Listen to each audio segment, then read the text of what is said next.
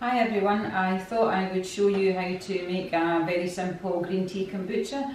For those of you who don't know, kombucha is a fantastic health drink. It's essentially a fermented green tea, so it's a sweetened green tea, and you need something called a scoby to ferment the tea, which I will show you. Come in all shapes and sizes. Bit strange looking things, they look a wee bit alien, but they're incredible wee things. This is actually it's a symbiotic culture of bacteria and yeast, and the bacteria sort of form this cellulose mat, and what happens is when you put a SCOBY into your sweetened green tea, you've got a combination of yeast and bacteria in here. The yeast start to break down all the sugar, and then the bacteria come in later on and convert the alcohol, the sugar, into organic acids and all sorts of incredibly good stuff for us. So to make green tea kombucha, all you need is, obviously you need a SCOBY. If someone will gift you a SCOBY, or you can get them online, happykombucha.co.uk sell organic SCOBYs. That's where I started off with mine about 8 years ago. They come, as I say, all shapes and sizes. Mine are white because they're green tea SCOBYs. You can also get black tea SCOBYs that tend to be darker, but I prefer green tea. So you need a SCOBY. You need some green tea. I prefer to use organic Clipper green tea, and you need just some standard sugar. Just white sugar is perfectly fine. You don't need to be using any fancy sugars. The SCOBYs are quite sensitive and they don't like minerals if you add coconut sugar or anything like that, so plain white sugar is fine. What you need is a container to brew your kombucha in. What I would suggest is, if you're going to start brewing kombucha, to get about a 3 litre container to start with. You don't want to start with a really small jar. You may as well just start and get into producing, more rather than less, because once you start to make it, you'll probably drink it, and you need to wait until you get another batch, so you may as well start off with that size. Also, depending on the size of the SCOBY that you have, you don't want to sort of put a small SCOBY into a massive amount and start trying to brew a whole lot at the one time. So again, as I say, I would recommend when you're starting off, you just start with a 2 litre batch. So to make a 2 litre batch of kombucha, you're going to have to make some green tea. The ratio for the green tea is, it's 3 green tea bags per litre of water and 75 grams of sugar per litre. So what I've got in here, I've got a bowl. I've been steeping 6 green tea bags, because I'm making 2 litres, in here for about 12-15 minutes. And that's in a litre of boiling water. So I'm going to take these tea bags out. And then what I'm going to do is add a litre of cooled water.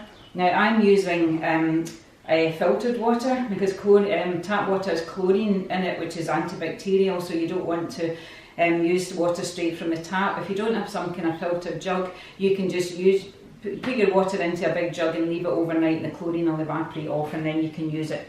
So I've got a litre of boiled water in here that I've been steeping my 6 green tea bags with 150 grams of white sugar. What I'm going to do now is add a litre of cooled water. The reason that I do that is because your tea will cool down quicker. One thing that will kill your SCOBY for sure is if you put it into hot tea, so you need to let it cool down, basically to like baby's bath temperature, room temperature, and then that's ideal for putting your SCOBY in. If you put a SCOBY into hot tea, you will kill it. And the other thing they don't like is poking them with metal things or whatever. Metal's not ideal either, so you'll see that I'm tending to use plastic when I'm dealing with mine. So I've got 2 litres of green tea. Ideal temperatures between 24 to 28 for brewing kombucha. You can see I've got one here, and you can see I've got a thermometer on the side. These are really useful because it lets you see the temperature that you're actually brewing at, and the length of time that it takes for your kombucha to be ready depends on the temperature. So I have a heated tray which I use for mine, and I can have a 4 litre batch of kombucha ready in about 5 to 7 days. So again, it depends on where you're putting it. If you don't put your SCOBY in the window, don't have it directly with UV light, because that will damage it as well. So you want to have it somewhere warm and fairly dark. So what I'm going to do is I'm going to put this starter tea, in my container. It's still a wee bit warm, so I'm just going to pour it in here and we'll let it cool down. The other thing that you need is to add some starter tea, which is just some kombucha that's been previously made. So when you get a SCOBY, it should come with some starter tea. with it, and that just is essential. That's just strong kombucha. And what that will do is it will acidify it, and that just prevents mould from growing in your brew, and it gives it a boost of bacteria as well. So that the rough amount for that is 10% of what you're brewing. So if I've got 200 mils, I've got 2 litres of tea, then I need around 200 mils of starter tea, which is roughly a cup. And you want to add that to your brew as well, and that just gets it acidified. It gives it a bit of a kick start. So every time your brew is ready, what you need to do is when you're going to bottle it, you need to make sure that you leave some, that you leave enough for your next batch. If you then decide you want to make a 3 litre batch, then you kind of need to keep 300 mils, and that's your kind of minimum amount. If you want to have more than that, that's fine. Alternatively, I mean, if you have, you end up with a lot of starter tea and then you just make a litre of green tea, that's going to be really vinegary and it won't be nice to drink at all. So what I'm doing, it's still a bit fizzy, I'm going to put a cup of starter tea. So this is strong, this is acidic. I'm just going to pour that in there along with the tea. So that's a strong starter tea. Other thing I wanted to just briefly say is these glass jars are extremely popular now. You can buy them everywhere, they're really cheap. The mistake a lot of people make when they're brewing kombucha is to close that lid shut. Kombucha is an aerobic process, so it really needs oxygen. So what you need to do is to leave that lid open. You have to cover it with a cloth of some kind. And the reason that you're doing that is basically just to keep dust and flies out. But that will allow the oxygen to come through as well. Fruit flies can be a real problem in the summer, so you really need to make sure that you've got something and make sure it's securely fastened with a rubber band around it, just to keep fruit flies out, because if they get in, they can lay eggs in your SCOBY, which is not very nice at all. So I'll put that to the side. So here's our tea, so I'm just going to leave it, it's still a wee bit warm. I've got a wee handy thermometer here, which is quite useful. And I can check the temperature that our tea's at. You don't need to have a thermometer, it's roughly baby's bath water, kind of room temperature. You shouldn't feel hot when you touch it. As I say, I tend to brew mine around about 26 to 28 degrees. That's over 30 at the moment. So what I'm going to do is just going to leave that for a wee bit longer until that cools down. Once that's cooled to room temperature. Now if I had a thermometer on this jar, I could tell when it got to about 26, 28, that's when I would then put the SCOBY in. So I've got a selection of SCOBYs here. This is actually a SCOBY hotel with more SCOBYs in it. The other thing as well is you don't need to have a perfectly shaped or a perfectly sized SCOBY. You can use a bit of a SCOBY and it will grow to the size of your container, which is quite fascinating. So in here I've got, various sizes. That's a nice wee round one. I've also got bits. I have some bigger ones which I've cut up, so that these are all absolutely fine. So if someone gives you a part of a SCOBY, as long as the SCOBY covers at least a quarter of the surface of your jar, then you'll be absolutely fine. Generally what happens is your SCOBY will float at the top. Sometimes they sink to the bottom, sometimes they go sideways. It doesn't really matter, it's all fine. It's quite hard to kill a SCOBY, to be honest. The only thing that will kill it is if you pour hot tea on it, or if you let it dry out and it gets mould on it, then that's it. But they're pretty resilient, wee things. And as I say, they'll just keep growing, and they grow new ones in the top, and you can then gift them to someone else and give someone else the the gift of making their own fantastic kombucha as well. I think size wise what I'll do is I'll probably just put this one in. And again, if you've got a small jar, you don't want to be adding a really big SCOBY, or it'll be all up the sides and it won't be very comfortable. So you want to have it nice and comfy. So just make sure you've got one that's the right kind of size for your jar.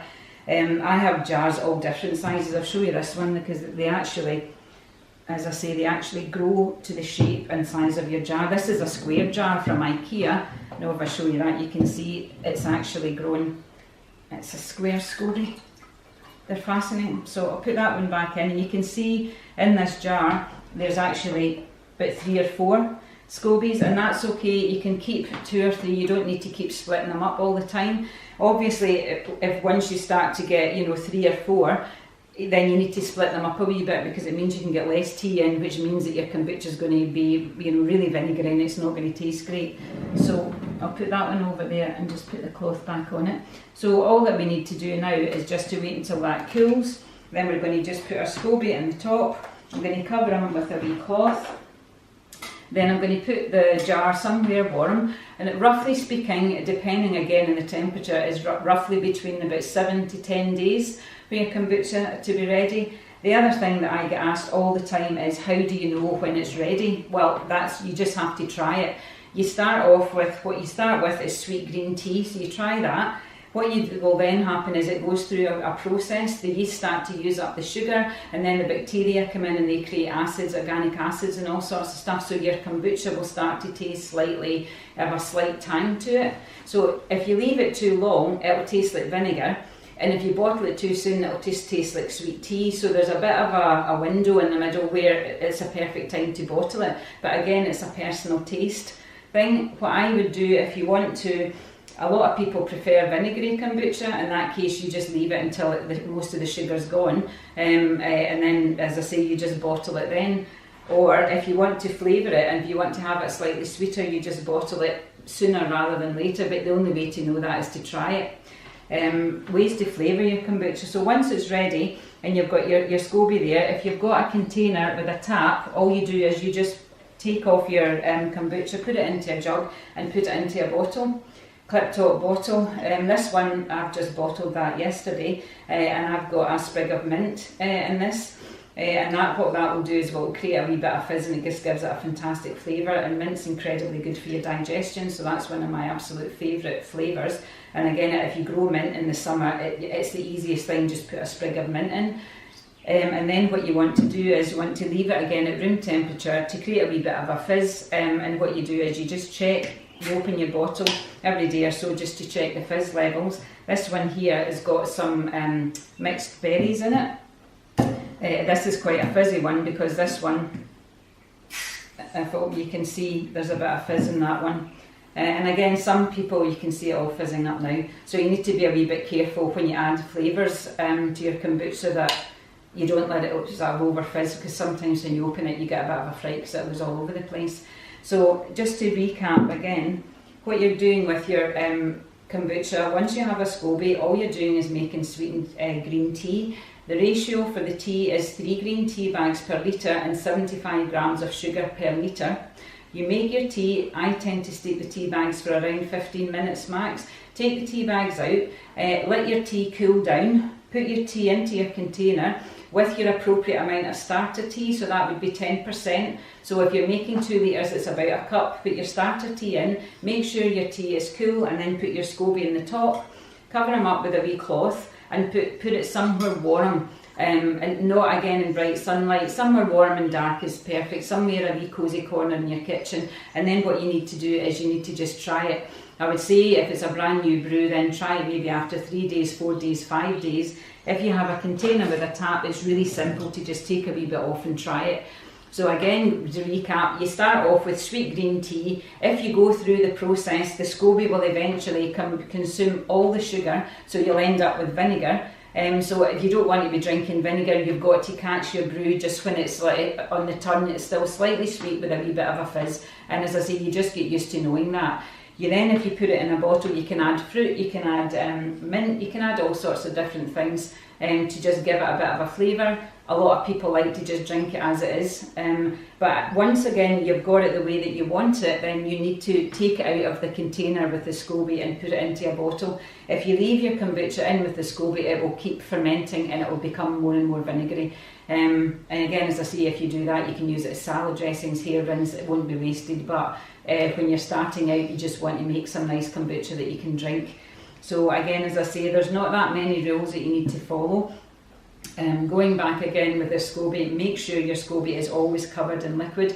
If you decide that you want to have a break from brewing and you don't want to sort of make another batch immediately, as long as you've left your SCOBY in some starter tea or in some kombucha, it will be absolutely fine. And I've left some for months without using them, and they'll just go into hibernation until you want to sort of use them again. But you have to make sure that the surface of your SCOBY is wet, and if you're not using them, just give them a shake every time you go past to make sure you're keeping that surface covered with bacteria, which is going to prevent you getting mould on your SCOBY. So I'm thinking this is still slightly warm, so I don't really want to put my SCOBY in right now, but you get the idea. Once that's totally cool, It's still slightly too warm, so once that's cool, I'm just going to put my SCOBY in the top and cover it up and leave it, and that's my that's how you make kombucha.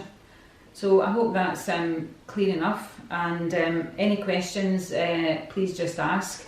And if you want to subscribe to my YouTube channel, then I'm going to be sharing lots more how to make different fermented foods and drinks and all sorts of probiotic, prebiotic things. So hopefully I'll see you all again soon.